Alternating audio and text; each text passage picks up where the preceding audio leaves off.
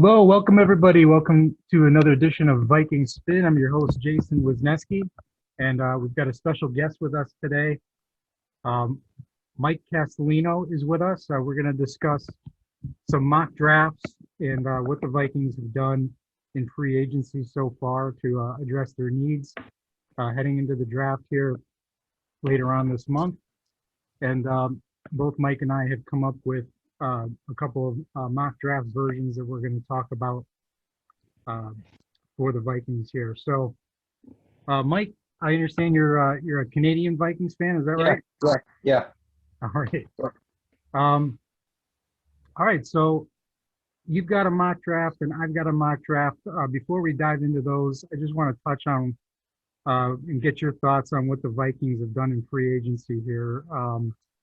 You know, Uh, the defense looked like it was a big focus. The Vikings, especially their run defense, was a big problem. I think Zimmer was probably a little embarrassed by that last year with their performance. Obviously getting Michael Pierce back from his opt-out last year is going to be a tremendous help. But the first thing they did was run out and sign Dalvin Tomlinson to really shore up the middle of their defensive line. Of course, they'll get Danielle Hunter back and Anthony Barr back, which that's going to help out quite a bit. But they weren't done there. They went and signed Patrick Peterson in free agency at corner, along with Mackenzie Alexander, Nick Vigil, um, and Xavier Woods. Xavier Woods. Yeah, after we lost Anthony Harris. So some veteran additions there for the Vikings defense. What are your thoughts on what they've done in free agency so far on the defense? I thought defensively they absolutely nailed it because last year a huge problem. We couldn't get off the field, couldn't stop the run. The game against Kamara was embarrassing against New Orleans on prime time on Friday, Christmas Day. So they needed to get that improved. Obviously, it was unfortunate that they lost Michael Pierce to an opt-out last season, but him and Tomlinson could legitimately be the Williams Wall 2.0. I love that. I think it was an absolutely fantastic addition to go and get Dalvin Tomlinson from the Giants. With Patrick Peterson, I think he'll be number 2 corner for us. I don't think he'll play number 1 because I think Dantzler is younger, and he showed it last season, especially near the end of the year in the big games. Even though we didn't beat the Bears, that play that he made in the red zone could have saved our season if it wasn't for pathetic offensive line play. Bringing Mac back was huge, especially with the Jeff Gladney situation, which is very unfortunate. Hopefully everyone in the situation where that woman is okay and, she's fine.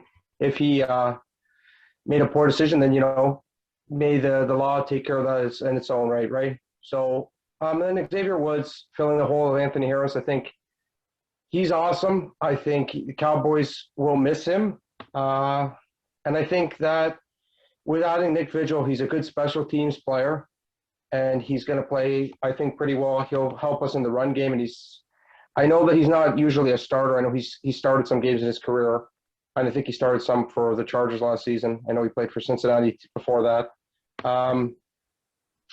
But no, overall, I think we had a good offseason. The only thing that bothers me is that we didn't address the offensive line. The only thing we really doid was bringing back Dakota Dozier back.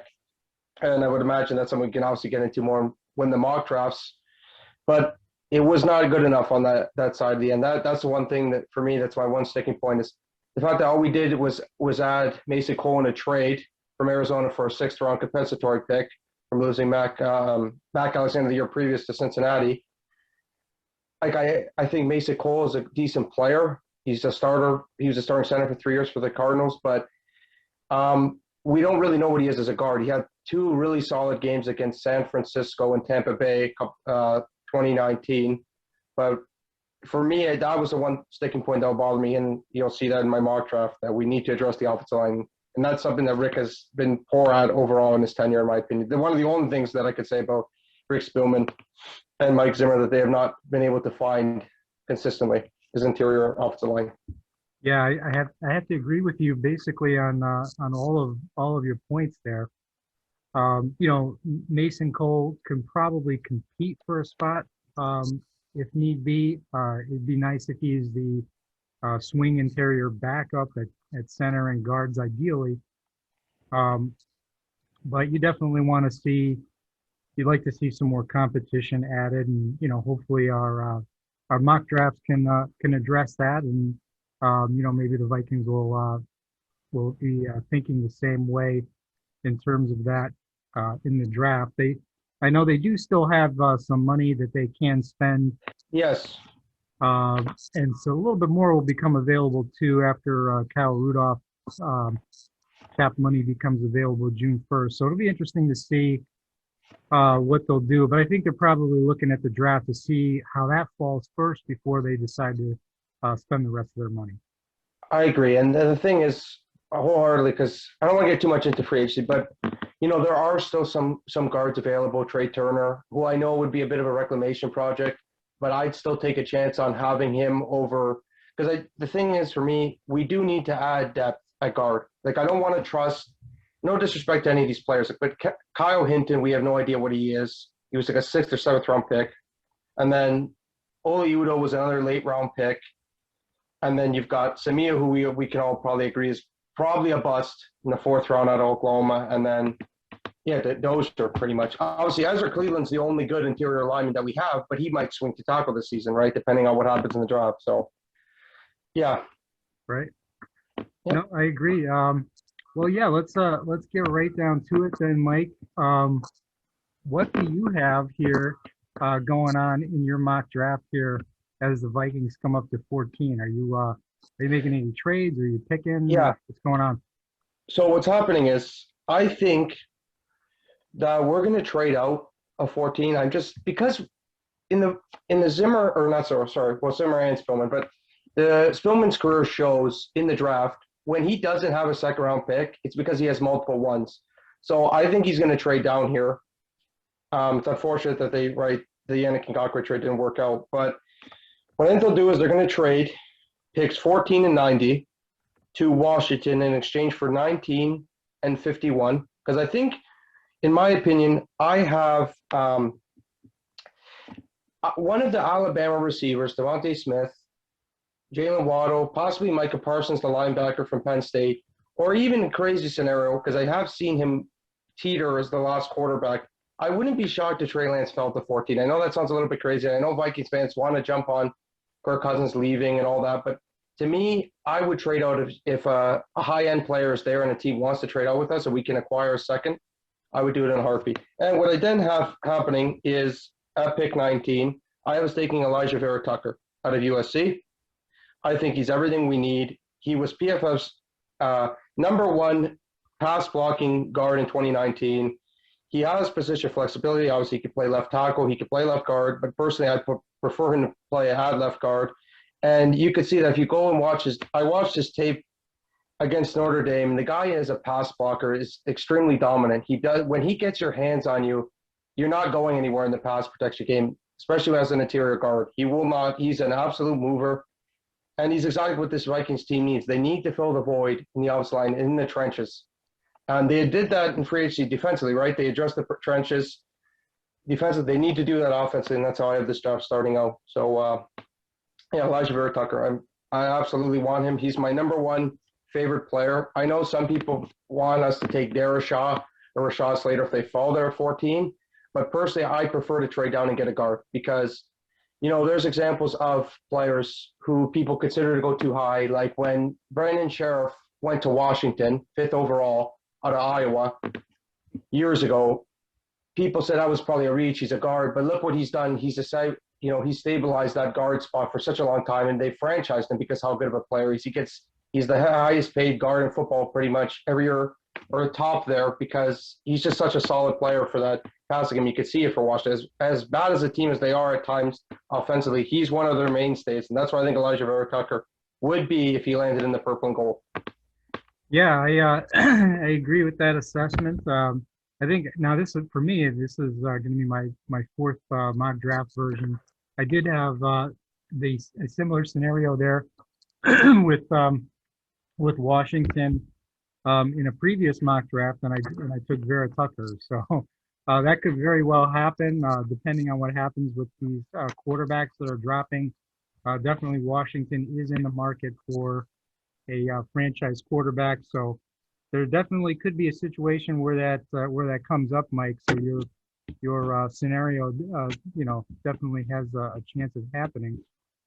Um, Yeah, 100%. So who do you got in the first round?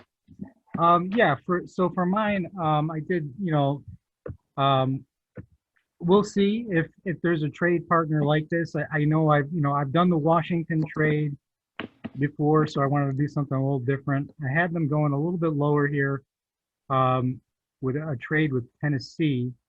So I sent pick 14 to Tennessee for pick 22. I got back a second and gave them round 4, pick 14 in exchange. And I took Kwity Paye at pick 22 out of Michigan. I think this guy can play all along the defensive line, so you can put him on the edge. You can reduce him inside on passing downs. I know he's not a finished project yet, but I think Andre Patterson uh, can get him to hit his full potential. I think it'd be this guy actually. He reminds me a lot of Everson Griffin. Everson Griffin is an edge rusher that the Vikings from time to time would use him inside. You saw that actually against the Saints in the playoffs back in 2019 was really effective. So I think that it wouldn't surprise me if they went this way in round 1. Um, but yeah, I don't know. What do you think about Kwity Paye? I I actually love the way you evaluated that. I would trade if you're going to take Kwity Paye or one of the DNs in this class. I mean, yeah, yes, he could position down the line to defensive tackle because I know he's a bit of a bigger guy. But for me, I don't want to take one at 14. I don't feel this class has like a strong blue chip, high end #1 fairway prospect, right? Because I've seen Gregory Rousseau, Jalen Phillips. There's multiple guys that can go there. So I agree with you. I like the assessment to trading down because then that's how I feel about this. If we're going to take an edge rusher, even though I'm not so sure Spin would do that because he's never done that in his tenure. If they do it, that's the way they'll do it. So trade down, they'll add a second, and give up a lower pick like you did there. I love that. That would be great. I would love Kwity Paye at 22nd overall to get a second round pick back with him because you could leverage that pick too that you got from Tennessee. Trade up a few spots if there's a lineman that you love, right, in the second round. So yeah, no, that'd be great. That'd be awesome. Because we need to get Daniel Hunter, an edge rusher beside him. I like the guys that we have in Weatherly, EJ Wadham, but I think he does need a little bit more help. I would prefer to get a high end edge rusher opposite Hunter. Yeah, absolutely. That pass rush was very anemic. I think didn't they have like the same amount of sacks that Jared Allen did in one season or something like that? Something embarrassing. I don't know about that, but I do know, as pathetic as it is, Yannick Ngakoue led us in sacks, and he was gone, before the trade deadline. I think he was gone week 6 or 7. So the fact that Afadi, who's not there anymore now, he's in the Giants, or somebody, Wadham was not able to match, I think it was 4.5 sacks in the next, 9+ games is pretty pathetic. Right. So, yeah, it was definitely not good enough. All right, Mike, what do you got? What do you got there? You picked up I believe you said you picked up a second round pick, right? Yes, 51st overall from Washington football team. And I'm going to use that pick on an edge rusher, Carlos Basham Jr., or they call him Boogie, out of Wake Forest. Yeah, Boogie Basham. And, last season, he had 112. He had 112 pressures last season, which would give, obviously, the Vikings great depth at edge. And he was the one thing that stuck out on his tape most for me was Basham is how quick he is. The fact that what I also loved about him is he loves to strip sack quarterbacks, which obviously, again, another thing we needed to work on was forcing turnovers last season from edge. But one thing that really, really stuck out of his tape outside of his speed and athleticism was how good he was against Clemson and Trevor Lawrence. He got him a couple times on sacks. I think he would be a phenomenal player for us to add to our pass rusher room and let Andre Patterson mold that clay of Boogie Basham would be awesome. Yeah, that's an important thing to look at when you're evaluating these college guys, is to see how they did against the top competition. So he's definitely somebody that I think has proven that in what you see on the film. So yeah, I would not be upset at that at all. No, and I seen another thing I saw is from his film. I was watching one of his videos. Was Jimbo Fisher said that he was the most intimidating defensive end they had to play all season. So it goes to show you that's a guy with who has won multiple. He's won a national title in college, right? So he's a guy who understands the sport. And if he's telling the media that he's the toughest guy he's going to play, especially coming out of a school like Wake Forest, which is not obviously a primarily big school, it just goes to show you how talented of a player he is. Absolutely. So I think, I was going to say, I think we've got the same idea in that we're addressing edge rusher and interior offensive line, both of us within our first two picks, because what I did here in the second round is I went with Wyatt Davis, the guard from Ohio State, with that second round pick. I picked Davis here. I know some people may get the heebie-jeebies because of Pat Elflein coming from Ohio State, but I think Wyatt Davis is one of the better interior offensive linemen in this particular class. He's got something that Pat Elflein didn't have, and that's anchor. He's got an anchor. He's not going to get pushed around. He's bigger than Elflein, number one. But he does have experience in that zone scheme that the Vikings run. And I think he's got a nice combination of quickness, agility, and power to his game. And he's somebody that excels both in run blocking and pass blocking. And I think he brings some nastiness to his game. And I think you can probably start him on day one at guard. I 100% would love Wyatt Davis. And there's actually been, I like to play around a lot with the PFF draft simulator. And I've done this in drafts where I took ABT in the first round, and then I've taken Wyatt Davis. I absolutely would love Wyatt Davis. The only thing that scares me with him is obviously his injury history with his knees. Outside of that, though, the player himself on the field is phenomenal. If he can stay healthy, he's definitely a plug and play, 110%. Huge upgrade along the interior offensive line. I would love to get Wyatt Davis in a trade up scenario, whatever works out for the Vikings. Wyatt Davis would be a great pick. Now, on that, Mike, I've heard a couple different things with Wyatt Davis. I've heard some people say, he's gonna, he might start the season on the PUP list. But then I've also heard reports that he's not expected to miss any time. Have you seen conflicting reports out there? I've heard lots of things too. Yeah. So some people, I like to listen to Andy Carlson. Yep. And he, from what I've heard from him, is he says he thinks he'll start the season off on the PUP list. But honestly, to me, in the second round, I don't care if he misses a few games on the PUP. Like if he's out for the first, I think the PUP is the first 6 games, if I'm not mistaken, the season. But I would take that because he's such a talented player. I'm worth taking the risk for what the reward can be later on in his, if he can overcome the injury history. But with him, he's like, I liked your point that the people, are worried about Powell. Like definitely two different players. The school is just a school. He's a mauler compared to Pat Elflein. He was an athletic guard. And again, I actually forgot to say this when I was talking about Elijah Vera Tucker.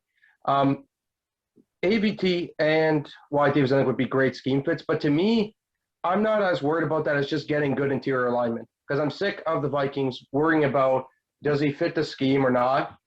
I just want to see someone who can, in a big game, 2 minutes left for Kirk Cousins, 2-minute drill, can they hold up? Because they showed it multiple times last season. They weren't able to in games against Dallas, games against Tennessee, and against Chicago. When the O-line, the interior O-line was absolutely horrific in big spots last season because of their guard play of Dozier. Not as much Cleveland, but Dozier, when he came in and when Simia played in certain games too last season against the Colts, he was horrific. So, yeah, that's it for me. Yeah, 100%.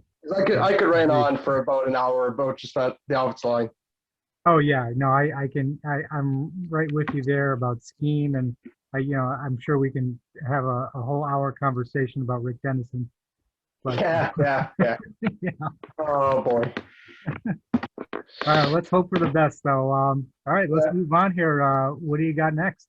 So I didn't want to give it away. So to the point of not being necessarily a scheme fit, I took Ben Cleveland, the right guard out of Georgia, with the 3rd round pick, 78th overall. And he's a big man. He's 6'6". He was 354 at the Senior Bowl.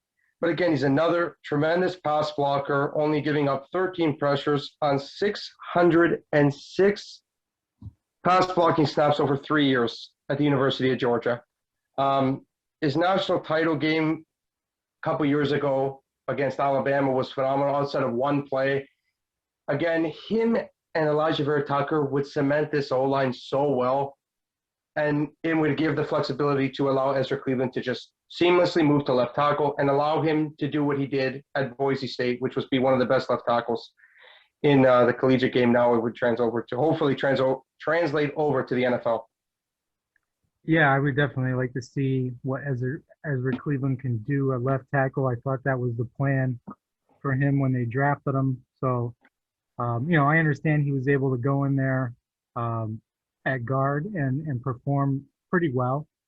And he can probably be a good guard, but you just wonder if he has a higher ceiling at left tackle just because of the attributes that he has. I agree.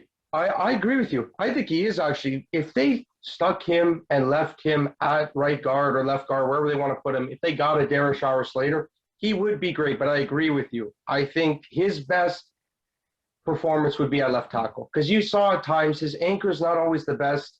He's not the strongest guy, and his athleticism and his movement skills are what makes him so great at left tackle. And that's why he was so awesome for Alexander Madison at Boise State, opening up holes, getting to the second level, making those big plays. That's why I would love to see him in Minnesota. Absolutely.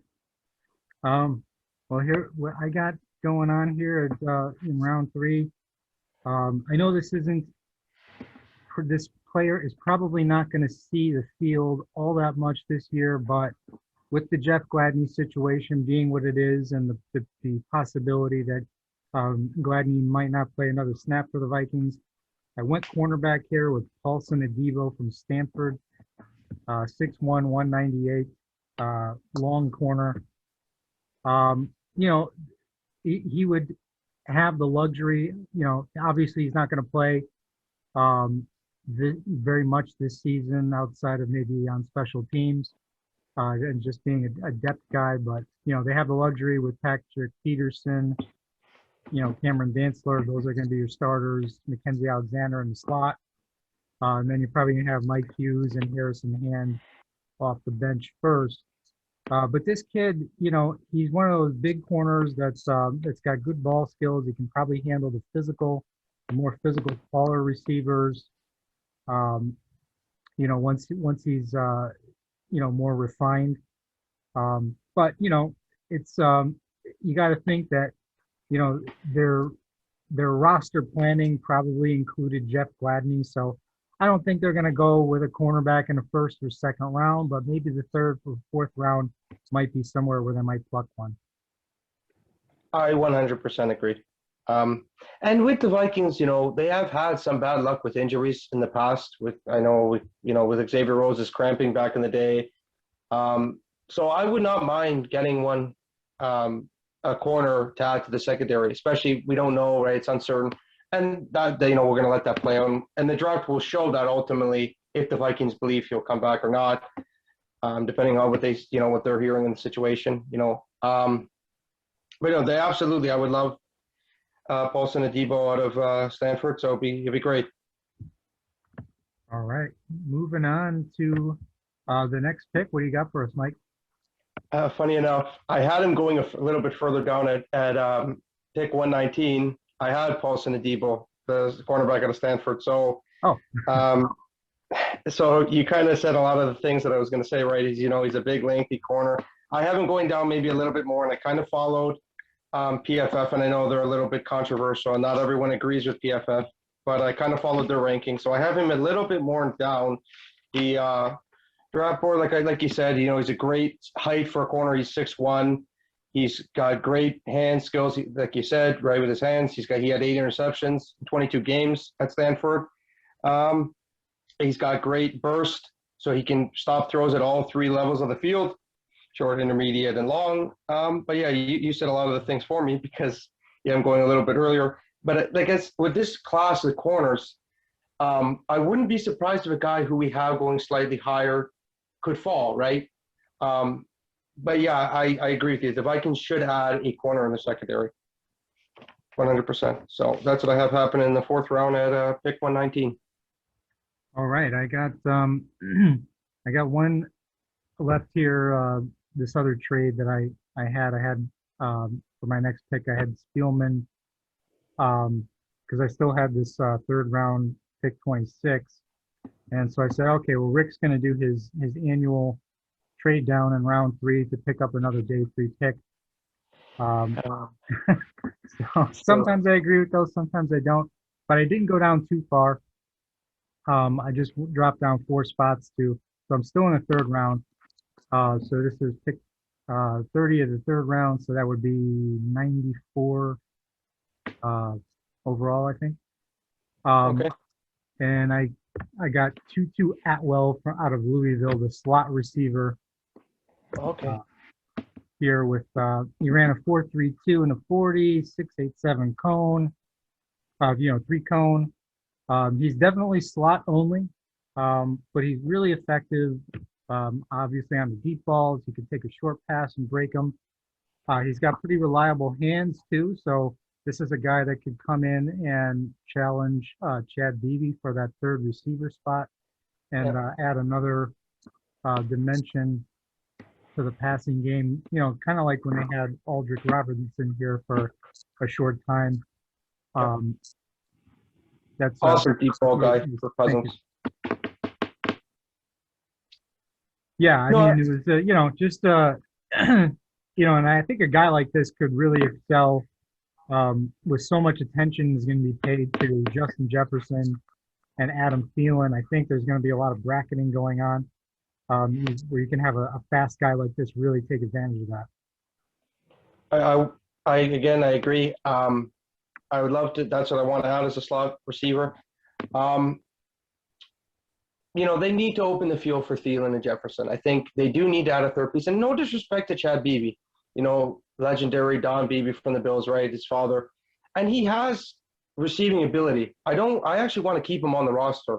But I don't think he's a legitimate number 3 receiver. I don't. I like him a lot. I think he's a good player. But Tutu Atwell, that ability to have that speed, I think the Vikings need that. They need to have another player who can open up the field so people can't really guard double cover Thielen or Jefferson, because then they're giving up single coverage to 2 solid receivers, as well as Irv Smith, who might as well be a receiver, right? So, right.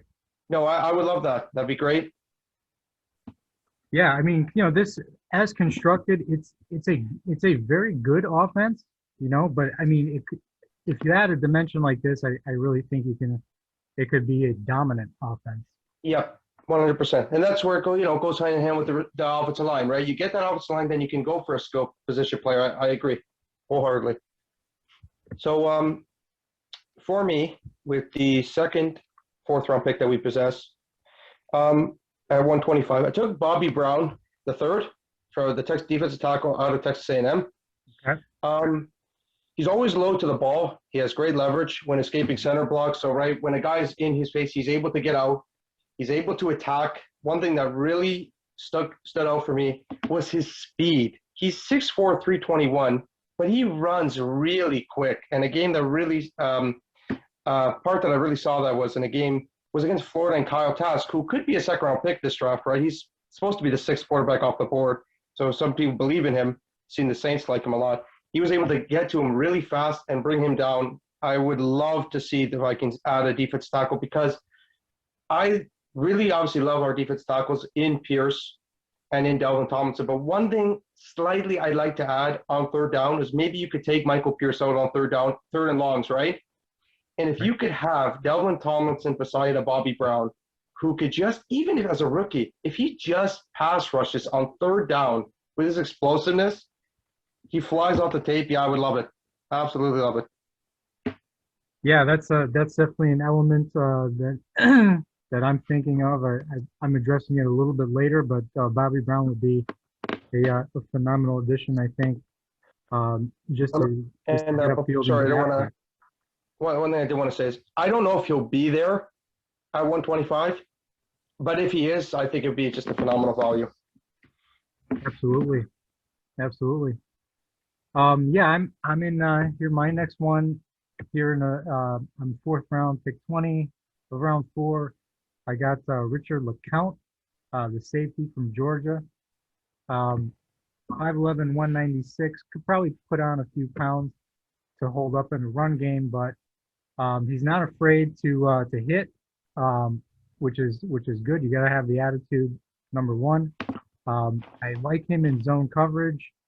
I think he's got some good awareness in zone. May need to work on the man stuff a little bit, but we have 2 starters right now. But I think this is a guy that probably has more upside than Josh Metellus. Whereas it's somebody that you can develop in a year or two that might be able to take over. But I figured I probably had to address it here in the 4th. I didn't want to wait too long. Yeah, I agree. That was a guy again I like as well in this draft. I think he will be there in the 4th round. Yeah. And I think we do need to add depth behind Smith. Again, he's older, right? He's a free agent coming up. He doesn't have many years left on his deal, as well as Woods only has a 1-year deal. So definitely 100% they need to groom a safety to potentially come in long term and start. I 100% agree. And you'll see that by my next draft pick coming up here. Yeah, because even if they extend one of them, it's probably going to be one or the other that they're going to hold on to after this season. Yeah, yep, I agree. I do think Harry I know it's a off point, but I think Harrison Smith finishes his career as a Viking. He's to me he's a Ring of Honor guy. He's going to wear that purple suit, go up in the stadium, and he deserves. And to me, he's a Hall of Famer, Harrison Smith. So I think we got to finish his career in Minnesota. Let him finish it off because he doesn't have many years left. So yeah, no, I 100% agree on that. And plus I do think that Smith is still playing at a really high level. So. Oh yeah, absolutely. Him and Kendricks were the only guys that were able to produce last season. So I don't want to get too much into games because we are talking about the draft. So at 134, our 3rd, 4th round pick, I have us taking a safety, Tualua Haufunga from USC. Obviously, simple little point here. Troy Polamalu got him into the sport of football. Obviously, them both being Samoan.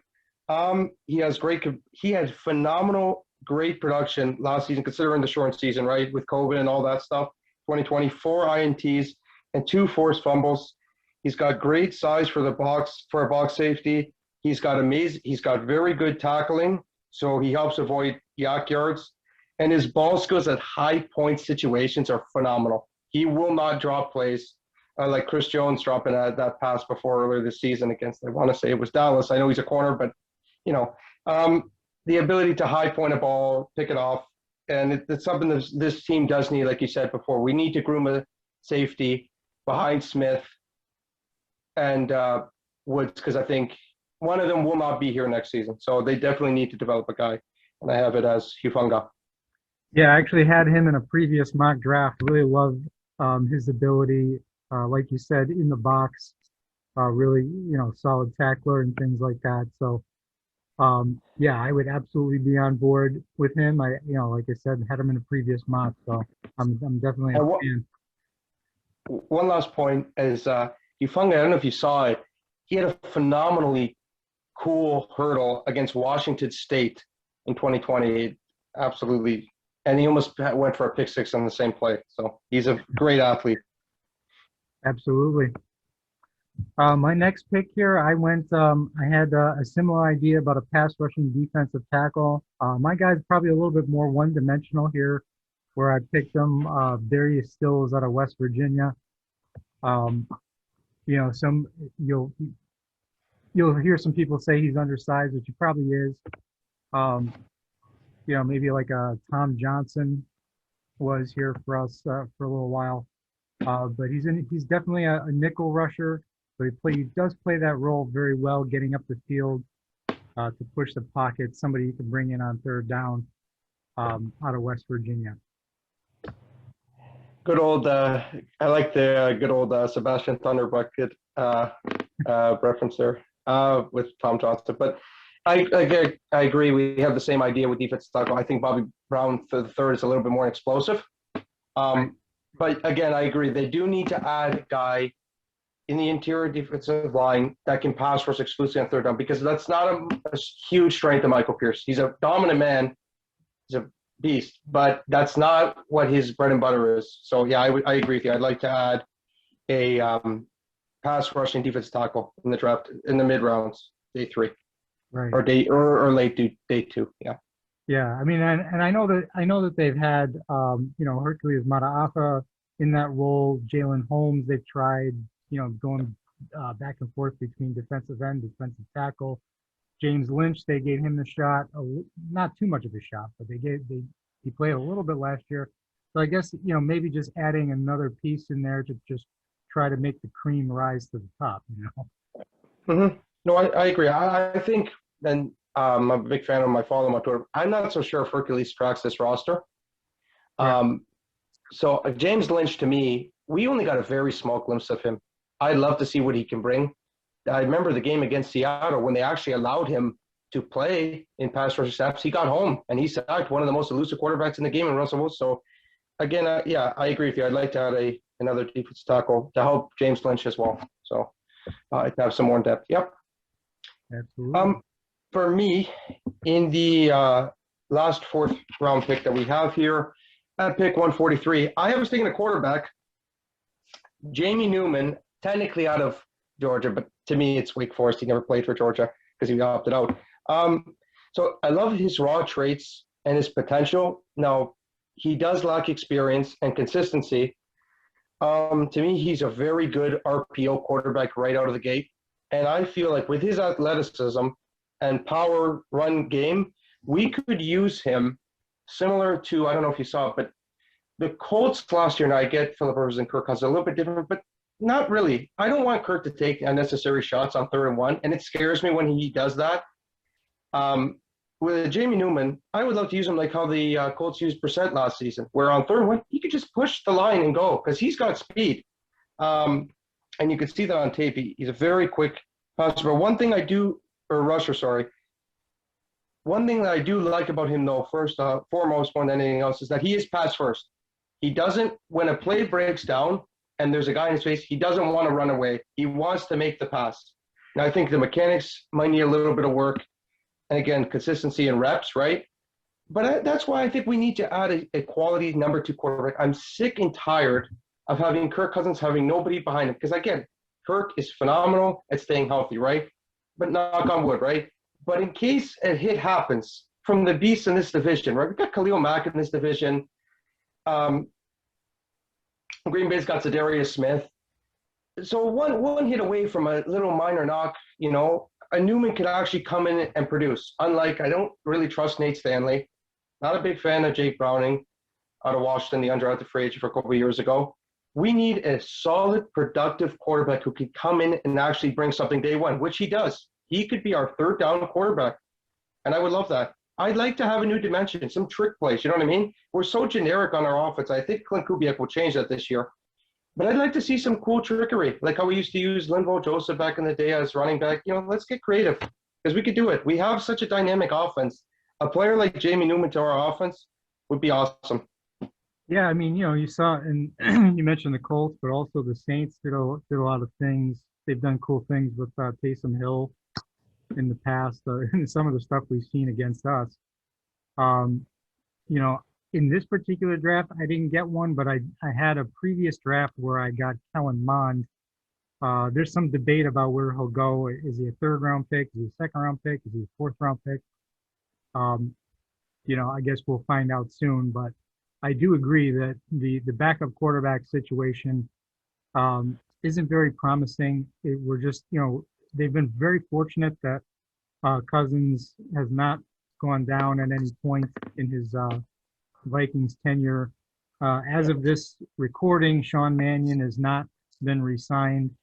Even if he was re-signed, I mean, Sean Mannion, it doesn't really inspire a ton of confidence where, you think that he could pull something off like a Case Keenum was able to pull off a few years ago, where you're like, okay, well, this guy could at least, drive the bus here for us. I don't, Mannion maybe for a game or two, but if it's like 6 or 7 weeks, or you're going into the playoffs or something, you might as well just pack it in. Yeah. One thing I was going to say is one thing back to Jamie Newman. One last point, then I'll make a point on Sean Mannion. He's got a phenomenal long deep ball too that I saw in his tape. He has a really good arm. But to Sean Mannion not being re-signed, hallelujah. In all seriousness, I do not want to see him. He's the definition of milquetoast as a backup quarterback. He doesn't bring anything different to Cousins, and he doesn't have a very good arm either. It's honestly a minor miracle that he's in the NFL as a backup quarterback right now. Because to be honest, around the league, I don't think anyone else wants to touch him. I don't know what it is. I don't know if you watch Realistic Randy. I'm a big fan of his as well. He makes fun of Sean Mannion regularly about how he's just a good clipboard quarterback, and he's nice to Kirk, and he supports him. Be our QB coach then. I'm sick of the Vikings not addressing the backup quarterback spot, because look what Case Keenum was able to do in 2017, right? You need to have someone just in case. And a Newman would be a great move. Obviously, I also would like to see Kellen Mond was in this spot. Another guy I would absolutely love. Also Mills from Stanford. But yeah, I agree with you. We do need to address that spot. It's screaming for help. Fine, Cousins. Yeah, no, absolutely. Like I said, I did address it in previous mocks. This mock here that I'm doing is kind of a mix of what I would do, but also what I think they're going to do, to a degree. So I don't know. I got this just sick feeling that they're going to resign Sean Mannion, but Oh, I know. so, I know. I'm so worried about that. It would be like Dozer to me. Like that'll hurt. yeah, Because Anyway, I don't want to take up too much time because you have to go. So go ahead. sure. Yeah, no, I got the final pick of the 4th round that I had in this mock. I took Pete Werner, a linebacker from Ohio State. So now I got 2 Ohio State guys that I've taken here. 4-3 athletic linebacker. I think he used to be a safety either in high school or something, that I remember reading about him. He's a pretty smart player who's good in coverage against tight ends. Generally uses good technique as a tackler. He's got good size. He's 6'3", 238, but he can probably bulk up a little bit because sometimes he'll get stacked up. But I think with the defensive tackles that the Vikings have, being as space eaters that they are, if you have an athletic, speedy linebacker behind them, that they're able to shield a lot of the traffic for him. A guy like this that you take in the 4th round, obviously he's not going to start over Barr or Kendricks, but he might be able to challenge Nick Vigil and Troy Dye, or at least give the Vikings some depth here and something that they can develop. We don't know what's going to happen with Anthony Barr next season, so I think they'll probably have to address this at some point. Yeah, I agree. 100% linebacker is a need. For me personally, I don't think it's the highest priority, and I know some people don't agree with that because even myself, I'm not the biggest Anthony Barr guy at times, but he is a solid player. They should add at least one linebacker. But again, right, like you mentioned, right, you could dip into that free agency pool when that Rudolph money comes in. So I'm very interested how this draft plays out that way. But for sure, linebacker definitely could be a position that they touch. Yeah, and it's it's hard. You can't really address everything in one draft. Or, you have to use other avenues like free agency or the following year you might draft a position higher than you did this year. But just trying to hit as many bases as we possibly can. Yep. Oh, 100%. Yeah, absolutely. Check as many boxes as possible. And again, that's why I really do love the cutting of Kyle Rudolph, the way they structured it, because they get like almost a double dip of a free agent pool money. I love it. So yeah, definitely they could clean all the needs up that they need to do then. So Right. yeah, hopefully that doesn't include Sean Mannion. So yeah. For me, fifth round, 157. You're going to see a trend here with my draft. It's offensive tackle Robert Hensney out of Notre Dame. The reason I really like Hensney too is he's a 3-year starter, but more importantly, especially with this team, I've noticed they do this with traits, right? With leadership. He's a 2-year captain at Notre Dame. He is a below average athlete, right? He's not going to wow you on the outside zone scheme, so he's not a great fit. Again, don't particularly mind that too much. Rick Dennison, that's what his job is for, right? He's to coach the offensive line, not try to have everyone fit perfectly into a keyhole. But one thing I do love about him is he's very good at containing the bull rush, especially in our division. It would not be the worst thing to have a 6th lineman, right? In a certain package in a game. So he's 6'5", 306. He's an absolute animal. I would love to take a chance on him. He develops great. If not, it's a 5th round pick. So I think ultimately, you're at this point in the draft, though Rick is phenomenal at doing this and he's good at getting late round steals. You got to have a little bit of luck. So a little bit like a lottery ticket or a scratch ticket. You're going to have to catch a break. These guys, realistic at this point in the draft, late day 3, you got to get a little bit lucky. So we'll see what happens there. But yeah, that's who I got. I got Robert Hainsey out of offensive tackle, right tackle. He did play college for the record in Notre Dame. So yeah. Yeah, no problem with that. And just I I won't spend a ton of time on it, but I gotta get one zinger in here with Rick Dennison. Yeah, it is his job to do that. And even talking about scheme, I looked at the Dakota Dozier's athletic profile. He is not his own scheme fit, but yet they brought him back because he's I guess he listens to Rick Dennison or takes instructions well. I think. Sorry, I don't want to cut you off, but Yeah. for me, it's that Jets relationship that they had back in the day when he was the offensive line coach for the New York Jets. Exactly. But again, you can't pick favorites. This isn't your high school gym class. We need to build an offensive line. We need to build a bully here. And I'm not trying to rip off Rex, trying to be cheesy, but we need to build a line that people are afraid of. I'm sick of seeing, and this happens every year, if it's Pat Elflein, Drew Samia, Dakota, they're falling right on their behind when Kirk Cousins needs help. And then he gets drilled, and everyone outside of me, the people who watch every game and get this franchise and love this team, it's not Kirk's fault when the O-line does not hold up for 2.5 seconds. Do I think Kirk Cousins has a tendency to hold the ball a little bit too much sometimes? Yes. Do I think an O-line that would help him would show you that he doesn't have that many deficiencies overall and that he's trying? Yeah, and he's trying to even run. He did it last year too. I'm a huge Cousins guy, but again, I think Dennison needs to work on this and enough picking favorites. I kind of want Dozier to get cut. If he is outplayed by Kyle Hinton, Noli Udo, get out of here. See ya. Peace. Like, I'm not going to miss you. Don't let the door hit you on the backside. So that's it. Yeah, I'm in 100% agreement there. Yeah, I'm also a big fan of Kirk Cousins. I think the percentage of the sacks was extremely low where they would put it on the quarterback. It was mostly on the offensive line itself. So that is pretty clear cut. Yeah, in the 5th round here, I went my first pick of the 5th round. I went with Nick Eubanks, a tight end from Michigan. This guy is he didn't have a ton of targets, but when he did, he caught the ball well. His routes were crisp that I saw. Good size and speed. He just needs to work on his blocking ability a little bit. But with Tyler Conklin's contract expiring at the end of the season. You know, they do use multiple tight end sets a lot. I think they only have one other tight end on the roster besides top two, which is Brandon Dillon. So they'll probably bring in some competition, whether it's my guess. I just can't. I don't. They're probably not going to spend a really high pick on it. That would shock me, but a day three or an undrafted free agent, I could definitely see being brought in for tight end.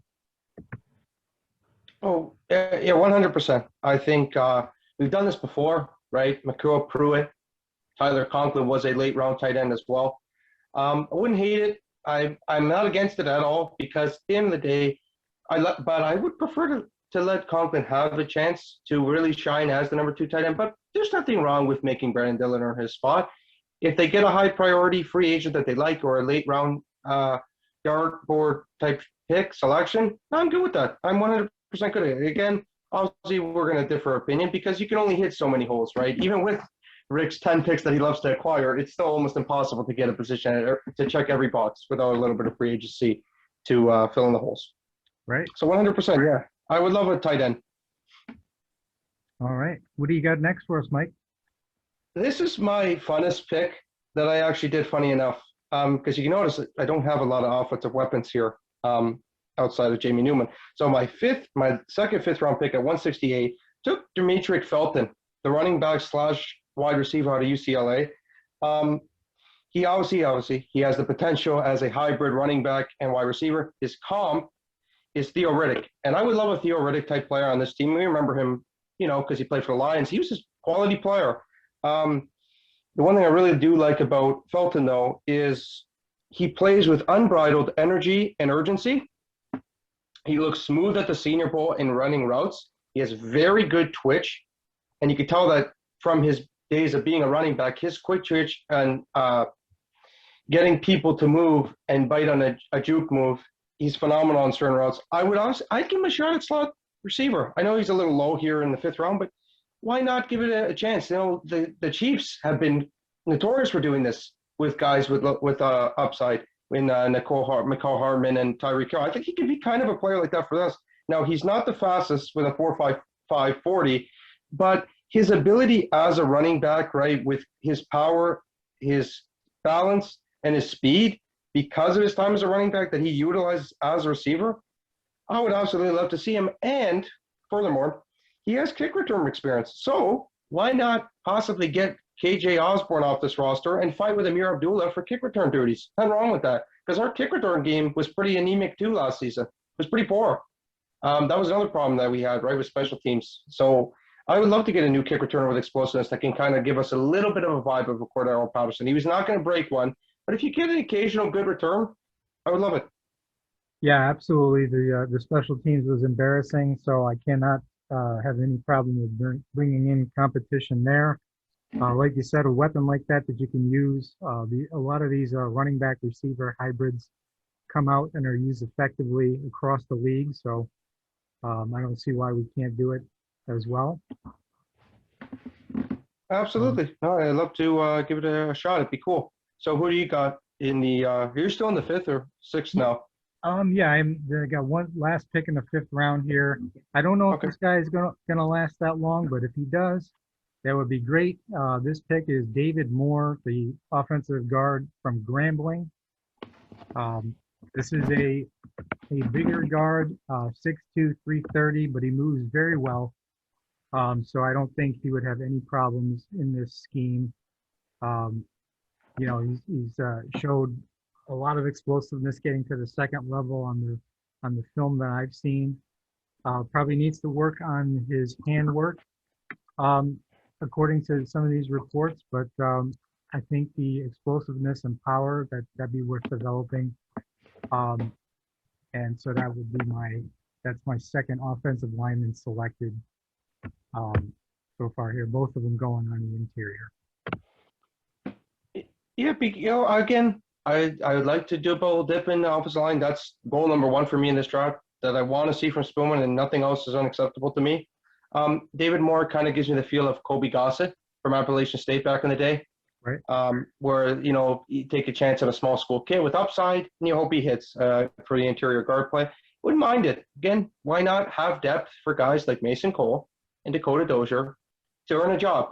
So absolutely, no, I'd love to get a guy like David Moore in the sixth or the late fifth, and hopefully he hits. Hopefully he could be, I can't remember the last name, but the guy that the Patriots took in late round, Michael something out of Michigan. If you could find values, it happens. It does happen. So more than lottery tickets you scratch, you might get lucky. Absolutely. Now, you're in the sixth round now? Yes, our last pick, because I do think we're going to have a seventh rounder because Rick loves the seventh rounders. Right. At pick 189, it's in the sixth round. I did take a player out of Ohio State, Tuff Borland, the linebacker. With Borland, he again is a leader. He was a 3-year captain at Ohio State. And I know that the Vikings evaluate that. They enjoy having players that are leaders. They look at that, I know. And that's why we're one of the least suspended teams in the NFL. We take a lot of guys now, Gladney example. And to me, the reason why Gladney kind of may have been a selection from the Vikings, and it's a little bit off point, is you didn't have a time to really interview these guys properly. So, you don't really know, we didn't get to evaluate these guys as well as we would have in a normal year with COVID, right? So I know we've nailed, for the most part, personality traits and guys that are good on and off the field, right? So, but with Borland, he's consistent every game. You know what you're going to get at him. And what you're going to get out of him is he's very good at picking out trick plays. Again, which is why I love to see him as a special teams player with the Vikings. You saw we struggled mightily at that last season. He's got good pursuit, potential cut block lanes, which goes hand in hand with him finding trick plays out quickly. But here are some downgrades. Obviously, sixth-round linebacker, right? He's below average in pass coverage. I've seen a play against Wisconsin 2017. He got completely burnt because he's too slow. But again, I think this guy could be a good player for special teams. But again, he doesn't have preferred agility that you like in a linebacker and flexibility, but he's got short arms as well that could hurt him in long range tackling. But in special teams, it's usually one-on-one, right? So Right. This is a guy I would put Tuff Borland. I just love the name. Into this Vikings special teams group that needs a little bit of power. They need a little bit of physicality, and I think he'd be a phenomenal value in the sixth. Yeah, a lot of people overlook the importance of special teams, and it's really has a skill set all in itself. So, these guys might actually even be more valuable than we're initially thinking they are. Absolutely. Which kind of leads into my next pick. Now, I made this pick before we had a little discussion about kickers on Twitter, and I actually agree with you now, and I may want to revise this, but it's too late. I already put the draft together. For kickers, yeah. Yeah. So I did take Evan McPherson here in the sixth round, and like I said, this is also a mix of what I think that they might do, and Spielman does have this in his history. But to be fair, really, like even with Blair Walsh actually started his career very well before that one kick just messed with his head and ruined him forever. The one against Seattle, the one I can never get out of my head. Yeah. Funny story about that, if I can, for a second. Sure. You know what's funny about that? This is a true story, and I would not lie to you. I was on my hands and knees on that kick because I knew he was going to miss. I knew he was going to miss a 23-yard field goal. I couldn't believe it, but I knew it. I don't know how I had a vision. I could see it. He was going to miss it, and then he missed it because it was windy that day. But, go ahead. I don't want to cut you off. No, it's just such a nauseating memory.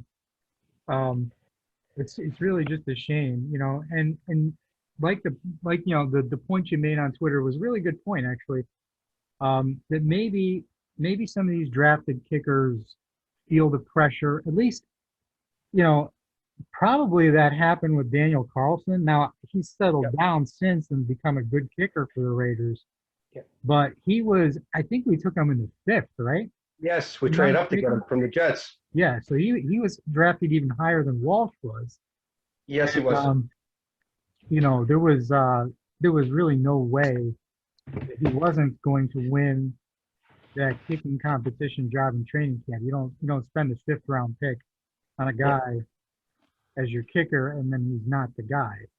And Yeah, go ahead. Sorry. But yeah, I mean, I don't know. Like McPherson, I like McPherson out of Florida. I mean, he's the most accurate kicker that of the ones that are being thrown around, as the top kickers. Now the sixth round, whatever he's drafted, he probably will have that pressure.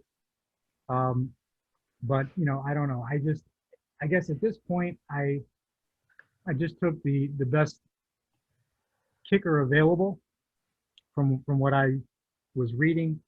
Could be a mistake. Maybe they finally get lucky. I don't know. We'll have to look at these examples. But you did make a really good point that some of the better kickers, like what was it, Tucker, undrafted. Tucker, Vinatieri, Prater. Yeah, Prater. And with Even us, it was Kai Forbath. yeah. Was Yep. it UDFA?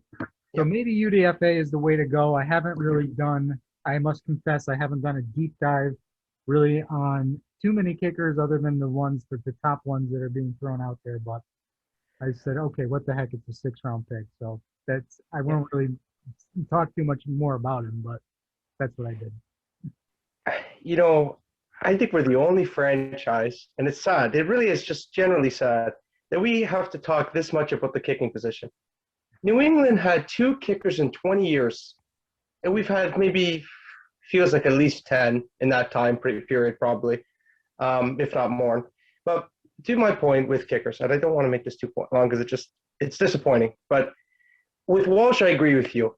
I think what happened was over time, misses got in his head, but the one that really finished and put the nail in the coffin for his career, other than his shorts in Seattle, was that miss against Seattle. Funny enough, it was almost like they mocked us, which hurt me. But then again, they cost them games too. So, to you, Seattle. But with kickers, but this is my thing. Greg Joseph, if I'm not mistaken, is undrafted, right? I'm pretty sure he's an undrafted free agent. And to me, I can even go back. Why did Kai Forbath even lose his job? Like, to me, it was just forced that they even brought in Daniel Carlson. Okay, Kai Forbath couldn't make a 59-yarder. How many times should you even be in position to win a game with a 59-yarder? Okay, I get it. The luxury of Justin Tucker and the Matt Praters that can hit a 64-yarder. You shouldn't be relying on that. Win games with a good O-line and set yourself up for a 53-yard attempt for a kicker that doesn't maybe have a nail-driving, ridiculous cannon leg. For every Tyler Bass, right? Like the Bills, it looks like he's a phenomenal player, right? The Bills kicker that they drafted last season, the 5th. Right. There's a lot of kickers that fail. Look, when I talk about kickers, I just think about Roberto Aguayo in Tampa Bay. They traded up and took him in the 2nd round. One of the worst 2nd-round picks of all time. To me, I don't want it. It just gives me bad heebie-jeebies, like you mentioned with Pat Offline, except this is my heebie-jeebies. It's the kicking position. I cannot take it anymore. Give me a high-quality, top-end, you want to pay him, right? You know how Spillman and the Wolves recently, they've been giving a little bit extra money to undrafted free agents because they like adding a few extra pieces for the 90-man roster, right? Do that to a kicker. The top-end kicker that doesn't get drafted, do that. Have him and Greg Joseph, 2 undrafted free agents that have earned everything their entire career, earn a job. And whoever wins it, wins it. To me, that's my opinion with that. Could I ask you one more question if we could? Sure. Can we have a discussion about Orlando Brown? Orlando Brown. Yeah, no, we haven't talked about him so far, but yeah, no, go right ahead. This is off point, but because we finished off our mock drafts, I want to ask, would you trade 14 this year and a 2nd-round pick next year for Orlando Brown from Baltimore? You said draft this year's first and next year's 2nd. Okay, for Orlando Brown. So round 1, pick 14 plus a 2022 2nd-round pick straight up for Orlando Brown. Correct. I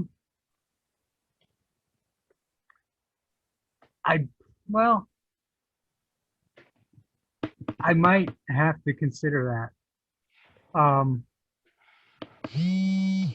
I might have to consider that because we'd still have our 1st-round pick next year. Correct. And I mean, you could probably recoup that 2nd-round pick in a trade down if you really wanted to. We'd still have our 3rd, so we could still move up into the 2nd if we wanted somebody that was falling this year. to just finally solve that with a nail driver uh, Pro Bowl. I don't think you could pass that up. I wouldn't. Honestly, Yeah. even though it'd be crazy expensive to pay him and O'Neal the same offseason, Hmm. imagine the O line we would have with those two. Now, for me personally, if Penei Sewell falls to 9 with Denver, call up your old buddy George Payne and get that done. Because I've seen him mocks for some reason, and you made this point to me on Twitter. These analysts, these draft analysts, they have inklings from teams, so they know something that we don't. The fact that Penei Sewell's not going fifth in every mock draft to Cincinnati shows me they might take Jamar Chase. Remember, um, Joe Burrow just influenced Cincinnati to pick up his old buddy, Thaddeus Moss, off waivers. I would not be surprised, especially with them losing A.J. Green this offseason, if they go and take Jamar Chase and Penei Sewell falls. But back to my point about Orlando Brown, I would do it. I would. I'm with you. Because if we could have a left tackle of Brown's stature and O'Neal at right tackle, good luck. Good luck, Camilo Mack. I'm not afraid of you anymore.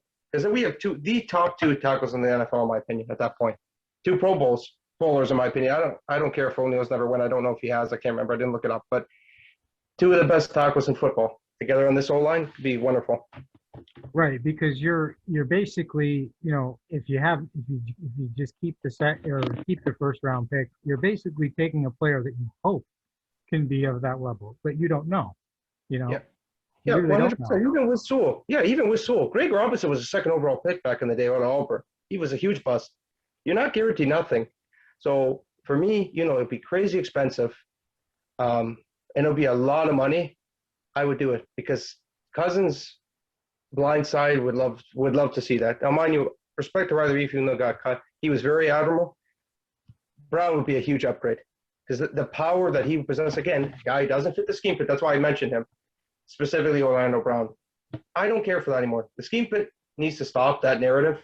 We need to go and get good players because we don't do that in the defense, specifically guys that fit Zimmer's scheme perfectly, right? Right. We go and get guys who fit the team and are talented at their position and can. If you're a good player, you can adjust. So to me, I love that. Yeah, and I mean, the fact that they are, I think it was confirmed by multiple, Vikings media sources that yes, they were one of the teams that is inquiring about Brown. So maybe Spielman's thinking, it's not going to be so rigid with the scheme fit, this perfect scheme fit, thing. Yep. You could say that Dalvin Tomlinson isn't a perfect scheme fit retake, No, but they got him anyway. I agree. Yep. I think Yeah, well, I agree with you 100%. I think they're going to rotate. That's what I'm saying, right? I think they're going to rotate and Pierce will not play on third down this season. Obviously, on 3rd and 1, yes, you're putting Michael Pierce there, you know what I mean? But the 3rd and longs, I don't think he plays too much because he's a phenomenal two-down defensive tackle and for the Vikings. But I would like to see that. I really would. I think. And another point that the reason why I mentioned specifically Orlando Brown, he's still on a rookie deal. He fits our cap easily this offseason. Next year's another whole new story, right? But I would do it. Yeah, I mean, because there's things you can do next season to accommodate the cap. And generally, if you're going to extend somebody on a long-term deal, the first year or so of their cap hit is usually not even that bad. So you'd have a low cap hit this year. You probably have a relatively low cap hit in the first year of an extension. And there's other things they can do if they, give Cousins another, 2 or 3 years, they could lower the 2022 cap hit, there's a myriad of things that they can do to make it work with Orlando Brown. So 100%. And another point I wanted to say, because I see this on social media all the time. Kirk Cousins never takes pay cuts. What have the Vikings done for him offensive line-wise? Seriously. Other than Bradbury and Ezra, draft picks, they've never given him a high-end tackle or guard in free agency or a good guard in the first 3 rounds, not once in his tenure. I think he deserves better. Tom Brady, right? I know it's different, but the greats get their quarterbacks or their offensive line for their quarterback. Why can't we do that? Why does Cousins have to get this narrative that he can't win because he can't carry us? Look what Patrick Mahomes struggled with in the Super Bowl. You watched that game, I'd imagine. Everyone did, right? Right. What happened when Mike Remmers, a former Minnesota Viking, may I add, played at left tackle? They got embarrassed. Yeah, no, absolutely. That was one of the big things there. You saw him. A wonderful human. Like, you know what I mean? Go ahead. Sorry. No, I was just saying what Mike Remmers does to quarterbacks. I mean, you saw what he did to Patrick Mahomes. It's not a coincidence that the guy is terrible. When you put terrible offensive line, it doesn't matter who you have at quarterback, really. Thank you. Exactly. And this is why, it's no coincidence. A big reason why Tom Brady wins a lot of rings too. He takes pay cuts to help his line because he gets good players around him. It's a simple, you don't have to be a genius to understand that. Very simple logic. No matter how good you are, why is Rodgers like? I've always said this. I like using this nominee on Twitter that people don't get because right, everyone has this mindset that Tom Brady is the best thing since first, and he is right. He's the greatest quarterback ever. But is he 6 rings better than Aaron Rodgers? Absolutely not. Absolutely not. And I know we're Vikings fans. We don't like Aaron Rodgers. But is he better than? Could he definitely have more than 1 ring? Sure, right? You know what I mean? You got to build a team around him. Management's huge. It's definitely roster building, and I do think that people are skating over the fact that Cousins did drop his cap hit last season. Yes, he did. I agree with you. That's another great point.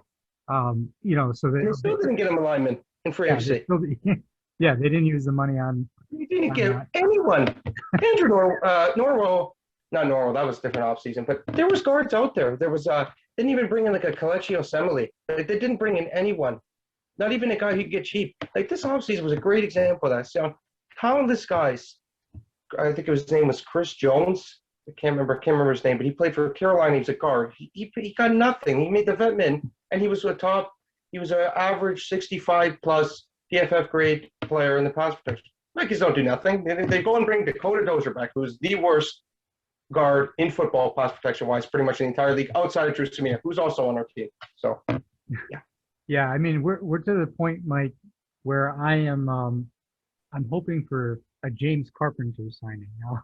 And I know, it's pathetic. It shouldn't be like that. Yeah, I mean, and I just brought him up because he has history with Rick Dennison with the Jets, just like Dakota Dozier. So if you're gonna bring back a guy with history with Dennison from the Jets, at least go get James Carpenter, someone who's acceptable, right? Who's a manageable player. Yeah, I agree with you. Well, that's actually a great point. I actually forgot his Jets days. He was Jets draft pick back in the day. It's a great point. I'd love to see that. They bring in like Matthew Collar. Do you follow him? Yeah, I've seen the show. I get in discussions with him on Twitter, and it's hilarious. Like I was sad that we didn't get Forrest Lamp, but he made a great point to me. He said, we've really fallen off.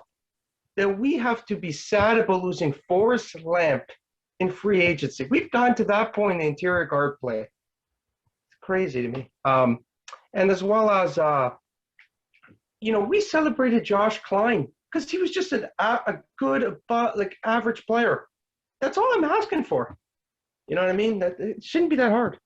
Yeah, I mean, that's basically all I'd be looking for at this point. I know we're gonna probably address it in the draft, but I'd like to see at least one veteran addition because you might have to fill another starting spot. Maybe only fill one starting spot in the draft. Maybe your other lineman that you draft is a depth guy, but you might need at least one more person that that can start that's maybe better than Mason Cole. Mason Cole, to be fair to Rick Spielman, I'm intrigued by him.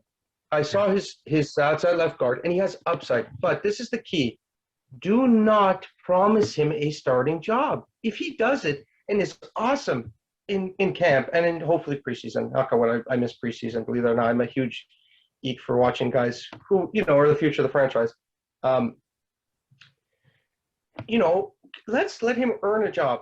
I'm sick of handing, because remember that left guard spot last year? Do you think Dakota Dozier was really in a job with Aviante Collins? Do you think they just kind of handed it to him? If we're being honest, Yeah, no, I don't think it was a real like that, competition. And I mean, we're to be honest, Mike, I mean, we would be lucky if they even if they gave Mason Cole the job because it seemed like they had something against Brett Jones. Brett Jones was a thank you for backup. bringing that up. Yeah, like he's a Go ahead. backup center that can play guard, and Mason Cole is basically the same guy. But they seem to not want to use the backup center at guard. It's just this thing. It would. It's like I'm feeling that they would still play Dakota Dozier despite having Mason Cole if it came down to it. Like I mean, Honestly, I love your point on Brett Jones, because I don't know if you didn't if you had saw my Twitter last year in November, why was he even taken out? I look at PFF regularly. I'm a huge PFF fan. Love their stuff. He was a 67 to 60 to 70 PFF grade in 2 games. Dakota Dozier, I think, finished the year with 40 something. Why is he even getting a chance back in lineup? It's literally Rick Dennison's arrogance. And same with that's a personal beef of mine. Same thing with Rick Spoon or Mike Zimmer. I have this personal beef with him too. He did this last season with Shamar Stephan, who thank God is gone, and Jaleel Johnson. It's the arrogance that I find in these two old coaches, right? Hear me out. Old coaches are too arrogant and too to their way. You need to be adaptable in this league. Bill Belichick, for all the stick that he gets of being an old, unpopular coach, he adapts. He's done it regularly in his career. I don't know if you've seen the video. Nick Saban talked about this, right? When he was brought up, and he was part of Belichick's coaching tree, right? I don't want to take this too far off, but this is just a point to Mike Zimmer. Back when he was growing up, you win the game how? Running the football, killing clock, and playing good defense. It doesn't. And he said, this is Nick Saban, multiple national title winner. He got in the pros with Miami, didn't do anything, but he also kind of gave up. But he had to adapt. He said, that's no longer how you win anymore. You win by being adaptable. And Mike Zimmer, this is why I'm so adamant on this draft. Go and get good quality blue chip guards. Enough with saying we can play Mason Cole without earning it. Enough with saying we're going to just hand jobs to people like Chad Beebe. Enough. They need to fight for jobs. Mind you, Olabisi Johnson's a decent player too, but they need to have camp competition more, and I don't think there's been enough of that in the Zimmer era. That's maybe a hot take, but that's my personal opinion. yeah, no, I agree. This is I like Mike Zimmer, but I definitely see some of the flaws in the thinking. He's been consistently, he's been good enough, okay, to where Yep. you're going to be in the playoffs of every other year, I guess. Literally every other year. Yep. Yeah, literally every other year. The team shows potential to go into the playoffs and win. I mean, they got to the NFC Championship game 2 years ago. They beat the Saints down in New Orleans, so they were 2 games away from the Super Bowl. They can be very good, and they're right on the cusp sometimes. But it requires you to do these little extra things that these other coaches do that so far he's been unwilling to do. I agree. 100%, Jason. I agree. Nailed it. Absolutely nailed it.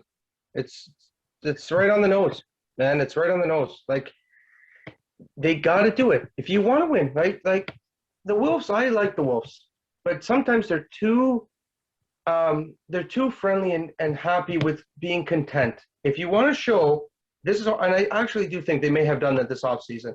Because if you look, I've never seen Rick Spoon this aggressive in free agency, not his entire tenure. He built a whole defense of free agency to set up the offensive line. They do not take an offensive line the first 2 rounds.